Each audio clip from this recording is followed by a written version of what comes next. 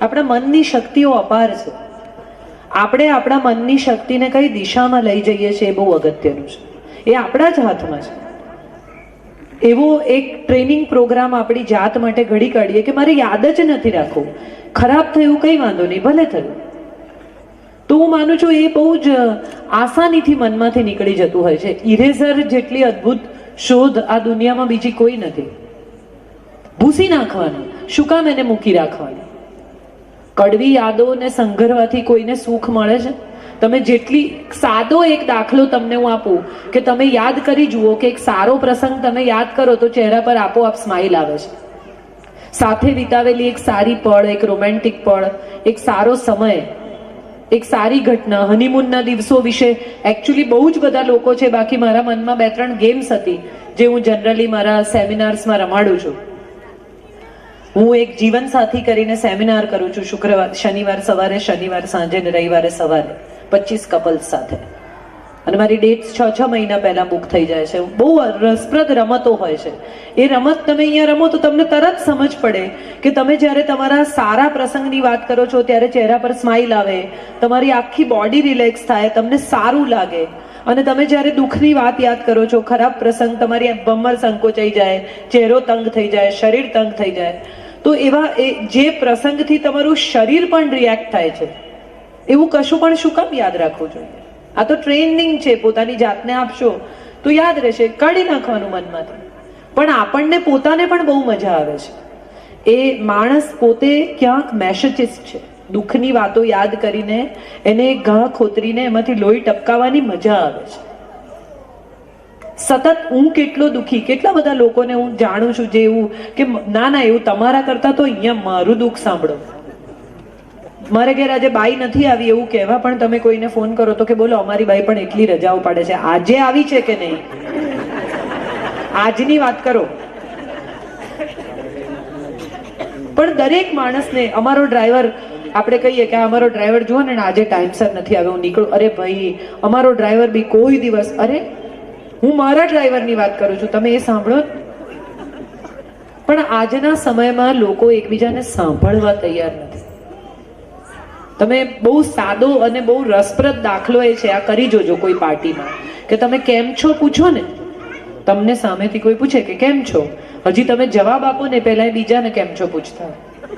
એને જવાબમાં રસ જ નથી. એને તમને પૂછ્યું કારણ કે એને પૂછવું પડે. એની તો નજર ફરી ગઈ. હજી કોઈને તમે એમ પૂછો કે તબિયત કેમ છે તો એ નાના હતા અને બહુ બાળપણમાં એમને ઉલટીઓ થતી હતી ત્યારથી એ વાર્તા ચાલુ કરે. એનો કોઈ મતલબ જ નથી. સુખ તો હમણાં છે, અહીંયા છે અથવા નથી. સ્પષ્ટતા છે અથવા નથી. એની વચ્ચે કંઈ નથી. there is nothing in between. it's there or it's not there. અર્ધ સત્ય, અર્ધ સ્પષ્ટ, થોડું સુખ, આવા શબ્દો નથી. કાં તો મને બધી જ વસ્તુમાં મજા આવે છે અને કાં તો મને કોઈ વસ્તુમાં મજા નથી આવતી. અને આ બંને પરિસ્થિતિ મારા મનના સ્ટેટ ઓફ માઇન્ડ પર. આ પ્રસંગ તમારી ભમર સંકોચાઈ જાય, ચહેરો તંગ થઈ જાય, શરીર તંગ થઈ જાય. તો એવા જે પ્રસંગથી તમારું શરીર પણ રિએક્ટ થાય છે એવું કશું પણ શું કામ યાદ રાખવું જોઈએ? આ તો ટ્રેનિંગ છે. પોતાની જાતને આપશો તો યાદ રહેશે. કાઢી નાખવાનું મનમાંથી. પણ આપણને પોતાને પણ બહુ મજા આવે છે. એ માણસ પોતે ક્યાંક મેસેજિસ્ટ છે. દુઃખની વાતો યાદ કરીને એને ઘા ખોતરીને એમાંથી લોહી ટપકાવવાની મજા આવે છે. સતત હું કેટલો દુઃખી, કેટલા બધા લોકોને હું જાણું છું જે એવું કે ના એવું તમારા કરતા તો અહીંયા મારું દુઃખ સાંભળો. મારે ઘેર આજે બાઈ નથી આવી એવું કહેવા પણ તમે કોઈને ફોન કરો તો કે બોલો અમારી બાઈ પણ એટલી રજાઓ પાડે છે. આજે આવી છે કે નહીં? આજની વાત કરો.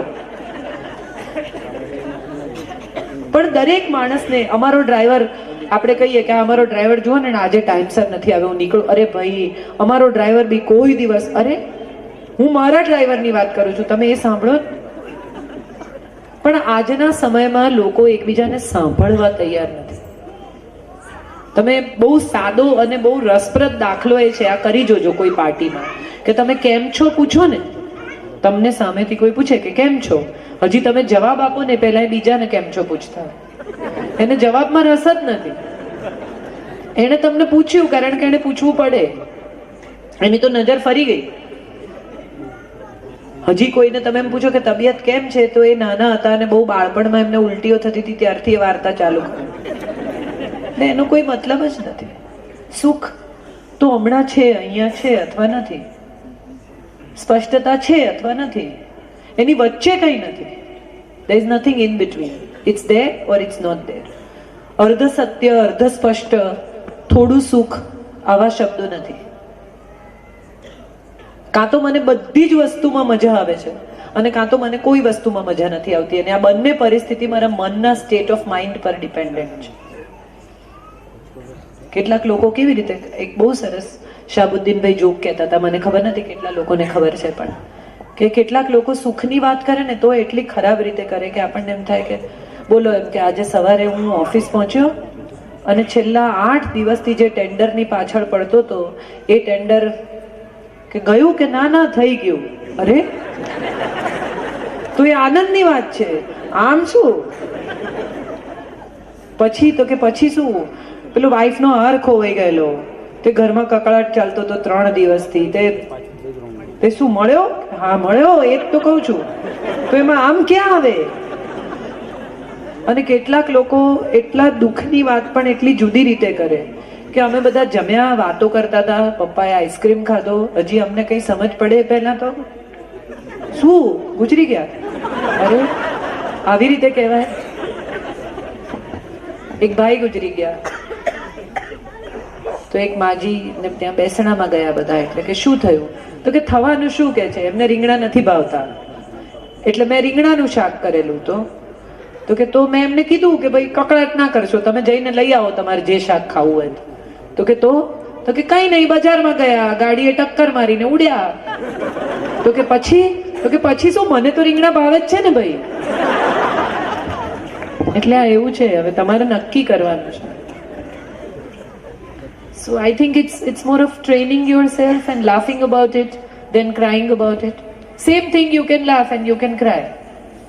કોઈ ઓપરેશનમાંથી પસાર થવાનું હોય તો તમને બીક લાગે, ડર લાગે, રડવું આવે, ચીસો પાડો તોય જવાનું છે, અને હિંમત રાખો તોય જવાનું છે.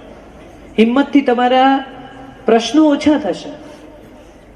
એવી જ રીતે કોઈ વ્યક્તિ વિશેની સારી વાતો યાદ રાખશો તો એ વ્યક્તિ સાથેના સંબંધો મજબૂત જ થવાના છે. એમાં કોઈ નુકસાન નથી. આયુર્વેદિક દવા જેવું છે, આડઅસર નથી. ફાયદો નહીં થાય તો વાંધો નહીં, નુકસાન તો નહીં જ થાય, એવું હું માનું છું. જી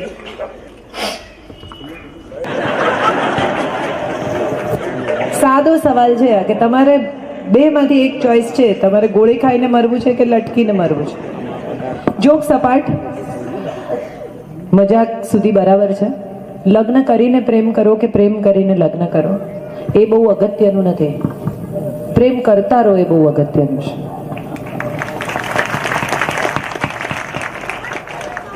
લગ્ન થઈ ગયા માટે પ્રેમ અટકી જાય કે લગ્ન થઈ ગયા માટે પ્રેમ શરૂ જ ન થાય, એને બદલે લગ્ન સાથે સીધો સંબંધ પ્રેમનો રહે એ બહુ અગત્યનું છે.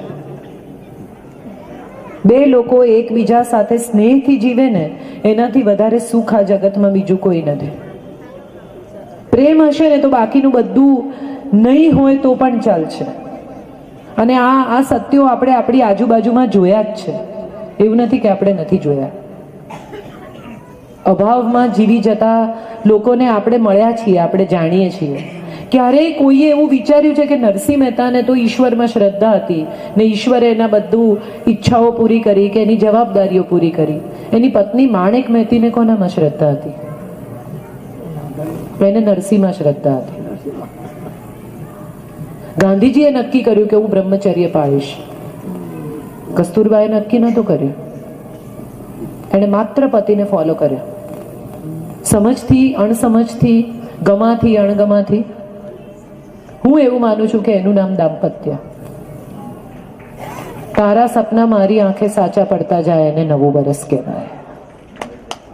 હું કંઈ ના બોલું તો પણ તરત તને સમજાય એને નવું વરસ કહેવાય. મોસમને જોઈને ફૂલ ના ખીલે, ફૂલ ખીલે એટલે મોસમ બદલાય.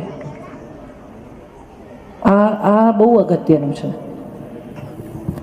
આપણે પ્રેમ કરીને લગ્ન કરીએ, લગ્ન કરીને પ્રેમ કરીએ, પણ લગ્ન થાય એટલે પ્રેમ બાષ્પીભવન ના થવો જોઈએ. બસ બાકી પહેલા પછી આ બધા સવાલો મને નથી લાગતું કે બહુ મહત્વના હોય જિંદગીમાં. સ્ત્રીઓને કંઈ નથી પૂછવાનું કે જાહેરમાં નથી પૂછવાનું? જી બેન, તમારે એ છે ને, તમારે એ છે? હા છે ને, બી પણ છે. આપણે ખાલી એનું જ કામ છે. તમારી હાજરીમાં હસી શકે છે?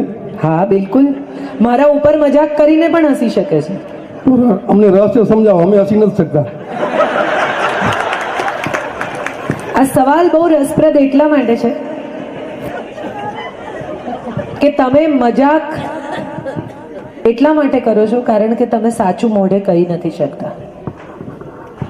આ વાતને થોડીક ગંભીરતાથી લઈએ આપણે, કે જે પતિઓ એવી ફરિયાદ કરે છે ને કે હું મારી પત્નીની મજાક કરું છું ને એને ખોટું લાગી જાય છે, એ બધા જ પતિઓએ એક વાત એવી સમજવાની જરૂર છે કે ખોટું લાગે એવી મજાક ન થવી જોઈએ.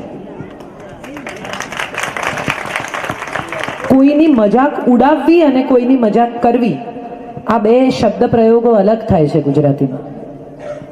અને ખરેખર હું તો એમણે પૂછ્યું છે કે મારા અંગત જીવન વિશે, એટલે મારે ખરેખર આજે કહેવું છે કે હું બહારગામ જવાની હોઉં ને ત્યારે બાપ દીકરો, મારો દીકરો 17 વર્ષનો છે અને મારા હસબન્ડ સંજય ફોટોગ્રાફર છે, એ બંને જણા એમ કે હવે આજથી આપણું વેકેશન ચાલુ. સંજય આખો દિવસ નાયા વગર પગ લાંબા કરીને ટેલિવિઝન સામે બેસી જ રહે અને મને એવું કહે કે મને કેટલું ઘર જેવું લાગે છે તું નથી હોતી ત્યારે. એટલે ડિસિપ્લિનનો આગ્રહ છે એ વાત મને પણ ખબર છે ને હું પણ હસું છું. હમણાં જ 22મી જૂને મારા લગ્નની એનિવર્સરીના દિવસે બહાર જતો હતો ને કંઈ ભૂલી ગયેલો, એટલે આમ બહાર નીકળતો હતો, એટલે મેં એને કહ્યું, મેં કીધું હસીને જાને, કાઢ્યા એટલા ક્યાં કાઢવા છે. એટલે સામ સામે હસી જ શકાય.